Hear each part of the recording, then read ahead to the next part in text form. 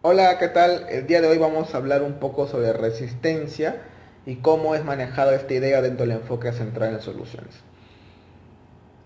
El concepto de resistencia es introducido en la psicología por Sigmund Freud en 1885 dentro de las prácticas de psicoanálisis. Pasaron muchos años y otros enfoques empezaron a utilizar este concepto de resistencia. Pero ¿qué cosa es la resistencia dentro de la psicología? Pues se dice de la resistencia que es cualquier acción, conducta, comportamiento, actitud, lo que quieras, que tiene la finalidad de evitar el cambio terapéutico y aferrarse al trastorno que la persona tiene. Por ejemplo, si encontramos un paciente resistente que tenga un trastorno de depresión, este paciente va a hacer lo que sea, consciente o inconscientemente, para no dejar su depresión. Bien, eso es lo que nos dice el concepto de resistencia. Obviamente hay muchos más matices, pero que no lo vamos a hablar acá porque no es la finalidad. En fin, tuvieron que pasar más de 100 años para que Steve D. Chaser publique un artículo denominado, bien, donde mencionaba que la resistencia había muerto. Y años más tarde esta idea se va puliendo y se van generando conceptos respecto al tema. Y ya no hablamos de resistencia. Dentro del enfoque central en soluciones, el concepto o idea de resistencia no nos es útil. Más bien lo que nosotros utilizamos es la idea de que existen diferentes tipos de relaciones. Relaciones que se pueden modificar. No decimos que hay tipos de pacientes, sino tipos de relaciones o modos, como lo quiera decir. Entonces, hay pacientes que vienen en un modo tal o vienen en una relación tal y nosotros en la medida de lo posible tratamos de modificar la relación que existe con el paciente para que sea mucho más fácil el trabajo psicoterapéutico. Entonces, para ya no dar tanto rodeo, vamos a hablar de los tres tipos de relaciones que hay dentro del enfoque central en soluciones, lo cual nos permite trabajar desde diferentes ángulos con estos pacientes que en un inicio no quieren colaborar con la terapia para finalmente hacer que se conviertan en entes activos dentro de la terapia y del proceso de cambio. El primer tipo de paciente que vamos a encontrar, y bueno, al menos a mí se me hace que en otros enfoques es conocido como el paciente colaborador, pero en este caso nosotros lo denominamos paciente o persona con relación de tipo comprador. ¿Ok? El paciente con relación de tipo comprador es aquel paciente que llega a la consulta, te dice que tiene un problema, reconoce que él tiene un problema o que hay un problema en su entorno y sabe de que depende de él que ese problema se solucione. O sea, es de esos pacientes que nos encanta recibir en consulta porque hacen el cambio así de rápido al toque, ¿no? Porque te hacen caso en todo. Ya. Ok.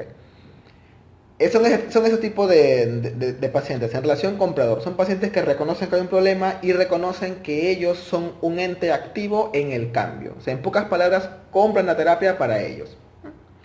Después tenemos el segundo tipo de paciente que ya no nos gusta mucho, ¿okay? Es el paciente de tipo demandante.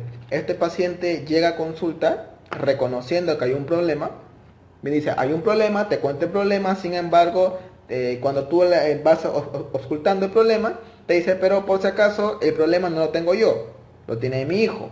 O sea, yo he venido a contarte el problema porque quiero que cambie él. Y generalmente la persona que debe cambiar es la que no viene a consulta. Por ejemplo, llega la mamá preocupada y dice, mira, ¿sabes qué? He venido a que me ayudes, pero quiero que mi hijo cambie. Entonces tú preguntas, ¿y el hijo dónde está? No, es que mi hijo no ha venido porque no quiere venir. Entonces, es un paciente que demanda la terapia para otra persona. Sin embargo, ya nos deja una luz de esperanza, ya que al menos considera que hay un problema. Sin embargo, no se ve él como un ente activo en el cambio. Entonces, por ahí como que estamos 50-50. Hay un problema, pero esta persona no quiere cambiar, porque cree que el problema no es de él. Eh, y finalmente tenemos al tercer tipo de relación de paciente, que es el paciente visitante. Son aquellos pacientes que llegan a la consulta que te dicen, yo no tengo ningún problema, yo no quiero estar acá, he venido contra mi voluntad, he venido porque me ha mandado el director, porque mi mamá me ha obligado a venir, porque mi esposa me ha dicho que si no vengo no vamos a divorciar, o cosas por el estilo. Y son pacientes que consideran que no hay problema y evidentemente ellos no van a ser parte del cambio. Entonces tenemos tres tipos de relación: relación comprador, relación demandante y relación visitante. Evidentemente el comprador no vamos a ahondar nada porque son los pacientes chéveres, y la idea es que tanto el paciente demandante como el paciente visitante puedan convertirse en pacientes compradores. ¿Cómo hacemos esto? No te voy a decir exactamente cómo hace porque para eso hay cursos formativos de terapia donde tienes que ir, tampoco no sea vivo. Pero sí te voy a dar algunas ideas que a lo mejor por ahí te van a servir y que pueden ayudarte a que tú mismo empieces a maquinar tu cerebro, o de repente te animan a leerte un libro centrado en soluciones. ¿Okay? Algo importante que tenemos que hacer para trabajar con los pacientes demandantes y visitantes es trabajar desde su postura. Trabajar desde la postura de los pacientes visitantes implica, entre comillas, por decirlo así, para no andar mucho en la idea, implica creerles, implica entender por qué ellos consideran que no tienen un problema y aprovechar cualquier estímulo que nosotros podamos utilizar como un generador de cambio.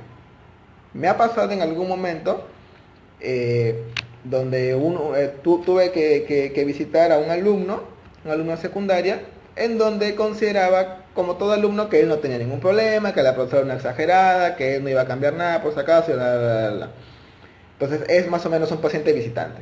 ¿Ok? En estos casos, por ejemplo, lo que se debe hacer es ponernos del lado del paciente. Hay otras técnicas, pero nos ponemos del lado del paciente. Lo que normalmente un alumno quiere es que la profesora lo deje de molestar o lo deje de llamar tanto la atención, por ejemplo. Entonces, nosotros ya hemos recibido información de parte del director, de parte de la profesora, que ese alumno mucho jode en clase. Entonces nosotros no le vamos a decir, oye, mira, tu profe nos ha dicho que tú mucho jodes en clase, ya deja de joder. No, obviamente, porque el paciente va a decir, aguanta, el psicólogo está con ellos y tanta cosas que pasan en los psicólogos de colegio deben entender. Entonces, no sé, se me ocurre de repente que le puede decir al adolescente, tu profe jode mucho, ¿no? Entonces el chulo se va a descuadrar y va a decir, sí, ¿sabes qué? Mi profe jode mucho. Ok, entonces tú le puedes decir, mira, yo te puedo ayudar a que tu profe te deje de joder. O de molestar, ya, porque a veces algunos se ofenden cuando digo cosas así, entre comillas, vulgares. Ok, yo te puedo ayudar a que tu profesora te deje de molestar. Entonces, eso es ponernos del lado del paciente, trabajamos de su postura, porque el adolescente puede creer que la profesora jode mucho y que no le entiende porque es un adolescente. Bien, y así hay múltiples situaciones en donde las personas vienen con algunas creencias que nosotros podemos aprovechar. Entonces, la terapia o el motivo de cambio, es la palabra, el motivo de cambio o el objetivo ya no es hacer de que el niño cambie o que el adolescente cambie para que no haga desorden en clases. Ahora el objetivo se ha convertido a que vamos a ayudar al paciente a que la profesora ya no lo moleste tanto. Al fin y al cabo, el proceso de cambio va a ser el mismo. Si quieres que el alumno ya no moleste tanto en clase, va a tener que ser más ordenado, va a tener que hablar más despacio, ya no hacer desorden. Y si queremos que la profesora deje de molestar tanto a este alumno, va a tener que ser más ordenado, va a tener que tener un tono de voz más claro y ya no va a tener que hacer desorden en clase. Entonces es el mismo camino que vamos a recorrer, pero denominado de una manera diferente. Y esto tiene que ver también un poco con la redefinición, que en algún momento lo hemos hablado. Entonces, idea muy muy fuerte, trabajar desde la postura del paciente. Eso generalmente se hace con los visitantes. Con los demandantes, alguna idea que te puede servir es que el demandante está en 50-50, como mencioné. Reconoce que hay un problema, pero no se ve él como un ente activo de cambio. Lo que tenemos que hacer es, evidentemente es un montón de preguntas, pero luego llegamos a la conclusión de que si es que esta persona está dispuesta a hacer algo para que esta situación cambie. Hay yo diría más del 90% de probabilidad, y va a depender mucho cómo has manejado los primeros minutos de la sesión, en que esta persona te diga que sí.